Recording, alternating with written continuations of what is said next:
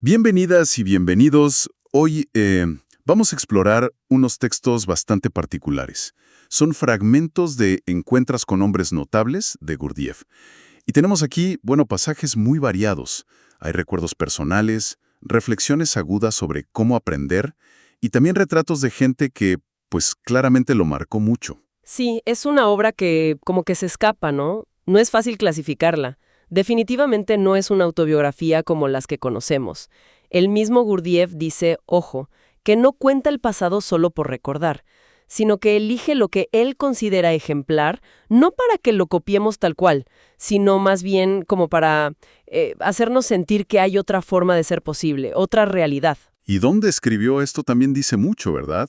Habla del Prieuré, su instituto allá cerca de Fontainebleau, Ajá, un lugar como muy enfocado en el desarrollo. pero también, fíjate, en pleno centro de París, en el Café de la Paix, que él llamaba, medio en broma, medio en serio, su oficina. Ese contraste es muy curioso, sí.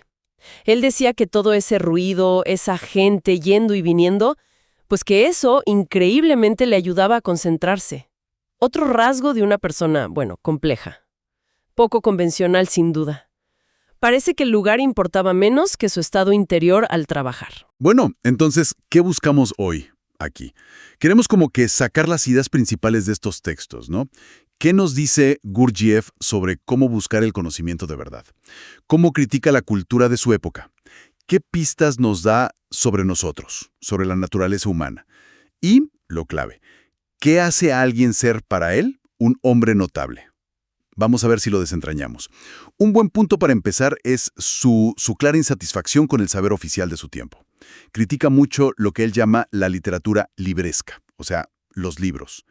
Por un lado, los científicos, que dice que estaban llenos de hipótesis viejas o que nadie había comprobado. Y por otra, las novelas, que se centraban en romances que él veía muy superficiales, como una caricatura del amor real. Pensamiento profundo, que intenta aprender ruso, y se topa con lo que él llama absurdos en la gramática.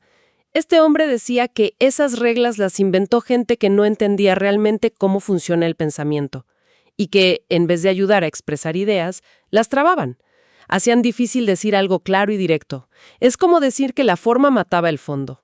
Eso me suena que conecta directo con el desprecio que les tenía a los críticos, ¿no? El ejemplo que pone del crítico de música, es brutal. Que escribía en los periódicos y no sabía ni distinguir un do de un re. Sí, terrible. Y peor todavía el caso del crítico literario, que por puro rencor personal, creo que algo relacionado con la esposa de un escritor, Ajá, un despecho amoroso, sí. pues se dedica a destruirle la reputación a un autor honesto, sistemáticamente, hasta que el pobre hombre se suicida. Es una crítica feroz, sin duda. Gurdjieff parece poner en contraste esa autoridad vacía, ¿no? Basada en el puesto o en un intelectualismo hueco, con otras formas de saber más auténticas, más vividas. Y ahí entra su aprecio por la sabiduría popular, la que personifica en Mullah Nasreddin. Que, ojo, Nasreddin es una figura casi mítica del folclore de Medio Oriente, Asia Central, famoso por sus cuentos con trampa, su humor inteligente. Gurdjieff no solo los cita, a veces como que adapta sus dichos o hasta se los inventa él, usándolo como un vehículo para sus ideas. ¿Y qué me dices de esa diferencia que marca entre Asia y Europa? Parece importante para su idea del conocimiento. Sí, totalmente relevante. Él observaba, desde su punto de vista muy particular, claro, que en Asia el centro emocional, el sentimiento, digamos, estaba más desarrollado. Y eso, según él, llevaba a una comprensión más justa de las cosas, como a captar la realidad más directamente, aunque quizás tuvieran menos conocimientos generales como los entendemos en Europa. En cambio, al europeo civilizado de su época lo veía con mucha información, sí, pero desconectado de un sentir profundo, y eso podía llevar a esas distorsiones como las de los críticos que mencionabas. Valora más la inteligencia emocional o intuitiva que el puro intelecto. Vale, entonces, si critica tanto lo superficial y valora este saber más profundo, más del cuerpo casi, ¿cómo define Gurdjieff a un hombre notable? ¿Qué busca en esas personas que elige destacar? Su definición es bastante precisa. Y pone la vara muy alta, ¿eh? Déjame citar directo de los textos. Solo puede ser llamado notable el hombre que se distingue de los que lo rodean por los recursos de su espíritu, porque sabe contener las manifestaciones provenientes de su naturaleza, mostrándose al mismo tiempo justo e indulgente hacia las debilidades de los demás.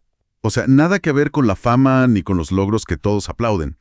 Habla de recursos del espíritu, de contener la propia naturaleza, de ser justo, indulgente. Son cualidades de adentro, ¿no? De carácter, de conciencia, exactamente. El foco está en la maestría interior, en el autocontrol consciente, que no es lo mismo que reprimirse sin más, y en una compasión activa, no solo tolerar. Es un ideal de equilibrio y de fortaleza interna. Y el primer gran ejemplo que nos pone es alguien muy cercano, su papá. ¿Cómo encarnaba él eso? El padre de Gurdjieff, al que llamaban Adash, era un ashoj. Un ashoj es como un bardo, un cantor popular tradicional de allá, del Cáucaso, Asia Menor. Gurdjieff dice que era iletrado, o sea, no sabía leer ni escribir formalmente, pero tenía una memoria increíble y una agudeza mental fuera de serie. Podía recitar de memoria poemas, leyendas antiquísimas, como la de Gilgamesh, noches enteras. Gurdjieff dice, con pena, que tardó en darse cuenta del valor enorme de esa tradición oral que su padre guardaba. Y parece que esa sabiduría no era solo memoria, ¿no? También se veía en cómo educaba, que era peculiar, por decirlo suave. Lo del Catusilia, por ejemplo. Uy, sí, el Catusilia es fascinante. Era como un juego o un ejercicio que hacía con un amigo cura, el padre Borsch. Se hacían preguntas y se daban respuestas que parecían no tener sentido, pero que escondían capas de significado. El ejemplo que da Gurdjieff es buenísimo. El padre Borsch pregunta de repente, ¿dónde está Dios ahora mismo? Y el padre de Gurdjieff contesta, muy serio, Dios está ahora mismo en Sarikamish. ¿Y qué hace allá? Pregunta el cura. Está construyendo escaleras dobles con la felicidad en la cima, para que individuos y naciones enteras puedan subir y bajar por ellas. ¡Wow! Un diálogo que te deja pensando. Parece hecho para sacudir la mente, ¿no? Para sacarla de lo normal, como que sugiere que la verdad está en lo inesperado, más allá de la lógica de siempre. Hay que escuchar distinto, pensar distinto. Justo eso. Y esa intención de sacudir, de fortalecer, se ve mucho más directo en lo que Gurdjieff llama las persecuciones sistemáticas. Eso ya suena más duro. ¿De qué iba eso? Eran prácticas, diseñadas a propósito para forjar el carácter, la voluntad. La que Gurdjieff más recuerda era que lo levantaban de madrugada, cuando el sueño es más dulce, decía él, lo llevaban a la fuente del pueblo, lo obligaban a echarse agua helada encima y después a correr desnudo por ahí. Cuenta la angustia de su madre y su abuela, pero él mismo, viéndolo después, le agradece a su padre esa disciplina tan extrema. Estaba convencido de que esa capacidad de aguantar lo incómodo, de superar la resistencia de uno mismo, fue lo que le permitió sobrevivir a las dificultades tremendas que pasó en sus viajes. Es una idea fuerte, ¿eh? La dificultad buscada a propósito como herramienta para crecer. Y se conecta con otra cosa que Gurdjieff destaca de su padre, su regularidad casi de fierro y su idea de la vida. Sí, cuenta cómo su padre tenía una rutina súper estricta, como irse a dormir siempre temprano, incluso la noche de bodas de su propia hija. Esa disciplina por fuera reflejaba una filosofía por dentro. La vida es una chance para conquistar la libertad interior y así prepararse para una vejez tranquila, plena, sin importar lo que pase afuera. No se trataba de juntar cosas, sino de construir algo adentro. Y esa construcción interna parece que tiene que ver con su idea del alma, que también era poco común, ¿verdad? Muy particular, sí. Se alejaba de la idea religiosa normal de un alma inmortal, que ya existe. Él creía que durante la vida, con ciertas experiencias y esfuerzos conscientes, se podía formar algo dentro de la persona, como una especie de sustancia o cuerpo sutil. Y ese algo no era inmortal así nomás, pero podía agarrar cierta consistencia y durar un tiempo después de la muerte física, aunque al final también se desintegraba. ¿Y cómo llegó a pensar eso? ¿Era solo una creencia suya? Bourdieu cuenta que su padre lo relacionaba con un experimento de hipnosis que él mismo le mostró. Hipnotizó a un muchacho y le sacó como una untura, una sustancia del cuerpo. Con eso trató una figurita de cera.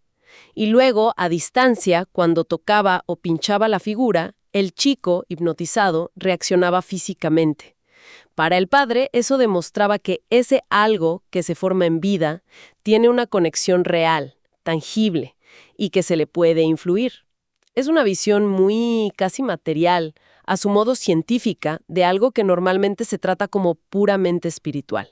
Fascinante, sí, y complejo. Y junto a estas ideas y prácticas tan raras, Gurdjieff insiste mucho en la honestidad profunda de su padre. Eso era fundamental para él. Describe que su padre sentía una repulsión instintiva a la idea de sacar provecho de la ingenuidad o la mala suerte de otros. Era una honestidad total, radical, que muchas veces le costó dinero, porque, claro, lo engañaban fácil.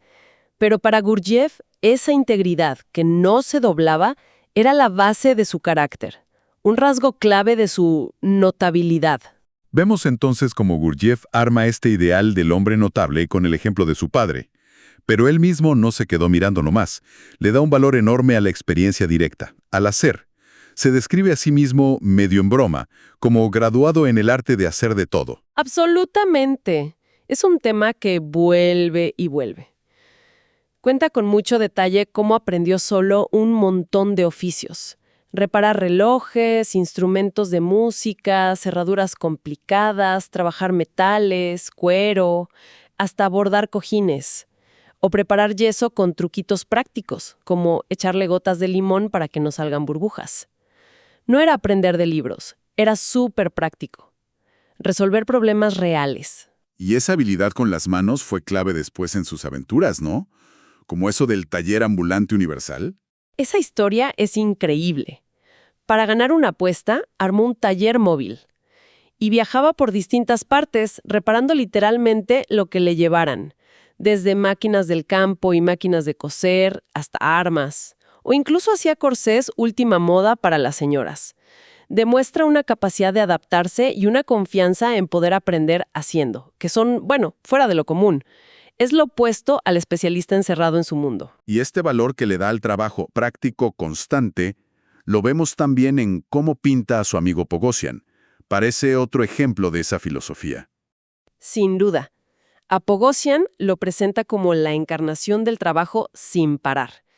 Y sobre todo, un trabajo consciente. Gurdjieff dice que siempre estaba ocupado en algo útil. Incluso si no tenía una tarea específica, hacía movimientos rítmicos con los dedos. A propósito, Pogosian creía fuerte que el trabajo hecho con atención, con conciencia, nunca se pierde. Siempre genera algo bueno, adentro o afuera. Y de hecho, juntó una buena fortuna trabajando así, honestamente y sin parar. Hay una frase de Pogosian que Gurdjieff cita y que resume bien eso, ¿no? Sí, dice, trabajo porque en la vida lo único que conforta es el trabajo. No por fuerza, sino conscientemente. La clave es esa palabra, conscientemente. No es el simple esfuerzo mecánico, como un animal, sino hacer las cosas con presencia, con un propósito. Es otro pilar de la visión de Gurdjieff sobre cómo desarrollarse. El esfuerzo consciente aplicado a la vida de todos los días. Y mezclados con estas historias y retratos, también encontramos como consejos, ¿no? O pedacitos de sabiduría más directa, a veces bastante chocantes para nosotros hoy, como esa advertencia tan seria sobre los ejercicios de respiración artificial. Ese punto es muy interesante, sí. Gurdjieff, a través de uno de sus maestros, advierte muy fuerte contra hacer técnicas de respiración sin saber bien las leyes del cuerpo humano. Lo compara con intentar hacer pan sin saber cuánta agua y cuánta harina van. El resultado, dice, seguro va a ser malo. Argumenta que meterse artificialmente con algo tan vital como respirar, sin entender cómo se conecta con todo lo demás, el corazón, la digestión, los nervios, puede llevar a una autodestrucción tal vez lenta, pero segura. Su consejo es casi radical. Es 1000 veces preferible no tocar nuestro organismo. Vale más dejarlo como está, aunque no ande bien, que repararlo sin saber cómo. Suena defender la sabiduría del cuerpo contra meter mano sin entender. Exacto. Y en una línea parecida, aunque quizás más sorprendente todavía, está el consejo que le da un dervish sobre masticar. Va totalmente en contra de lo que siempre nos dicen de masticar la comida muy, muy bien. Sí, ese me llamó la atención. ¿Qué lógica tenía eso? El derviche le aconseja no masticar demasiado, sobre todo de joven. La razón, para no debilitar el estómago, para no acostumbrarlo a recibir todo ya casi digerido.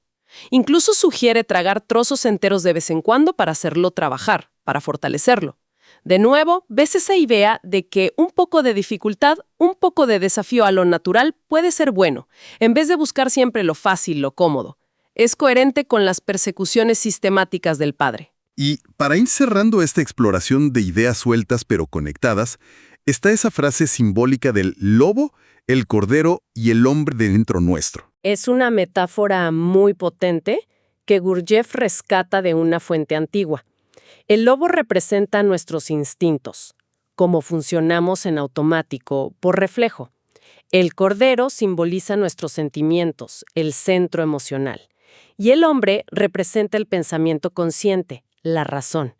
Y la sentencia dice que solo quien logra, con esfuerzos conscientes y sufrimientos voluntarios, crear las condiciones para que estas tres naturalezas tan distintas vivan juntas en armonía dentro de sí, solo esa persona puede aspirar a recibir aquello preparado para él desde lo alto. Es una llamada clara a integrarse por dentro, ¿no? A no negar ninguna parte nuestra, sino a encontrar un equilibrio que maneje la conciencia. No suena nada fácil. Nada fácil, no. Requiere justo ese trabajo consciente y ese enfrentar voluntariamente las dificultades que vimos en su padre, en Pogosian, y en sus propias experiencias de aprender haciendo. Bien. A ver si podemos recapitular un poco. ¿Qué hilos podemos sacar de esta exploración de encuentros con hombres notables? Vimos una desconfianza muy grande hacia el conocimiento que es solo teórico o superficial, que está desconectado de la experiencia real y del sentir. Una crítica a la autoridad que está hueca por dentro. Y por el otro lado, un valor enorme a la sabiduría que se vive, que se encarna, ya sea la tradición oral del padre, la sabiduría con trampa de Nasser-Eddin o el aprender haciendo y con esfuerzo consciente como Pogosian y el propio Gurdjieff. El trabajo práctico y la honestidad de base salen como virtudes clave. Y todo esto parece que lleva a esa definición tan exigente de hombre notable, alguien que cultiva sus recursos de espíritu, que logra cierto control sobre su propia naturaleza y actúa con justicia y también con indulgencia. No es algo que te regalan, es algo que se construye. Exacto. La notabilidad, como la ve Gurdjieff, no es un accidente, no es por nacer en cuna de oro o ser famoso. Es el resultado de un trabajo a propósito sobre uno mismo. Y a menudo ese trabajo pasa por enfrentar dificultades, ya sean las que te pone la vida o incluso las que uno mismo se pone, como esas persecuciones sistemáticas. Gurdjieff nos presenta, entonces, un camino para desarrollarse que se aleja de lo cómodo y de aprender pasivamente. Nos habla de integrar pensamiento, sentimiento e instinto, bajo la guía de la conciencia. Y esto nos deja con una pregunta ahí flotando, ¿no? Si como Gurdjieff parece sugerir con estas historias, para entender de verdad y crecer de verdad hace falta no solo información, sino sobre todo experiencia vivida, esfuerzo consciente y las ganas de enfrentar lo difícil. ¿Cómo podríamos nosotros, hoy, en nuestro mundo, repensar nuestras formas de aprender y desarrollarnos? Vamos más allá de solo juntar datos o buscar instintivamente estar cómodos. Es una pregunta que da para pensar, ¿no? Cada uno. ¿Qué tipo de persecuciones sistemáticas adaptadas a nuestro tiempo, quizás menos físicas, pero igual de desafiantes para nuestra voluntad o nuestras rutinas mentales cómodas, qué tipo de persecuciones podrían ayudarnos a cultivar esas cualidades internas que Gurdjieff veía como realmente notables? ¿Y dónde encontraríamos hoy a nuestros propios hombres notables? Quizás no en la gente famosa, sino en aquellos que muestran esa maestría por dentro y esa integridad callada. Una reflexión profunda, sí, para seguirle dando vueltas después de nuestra charla de hoy.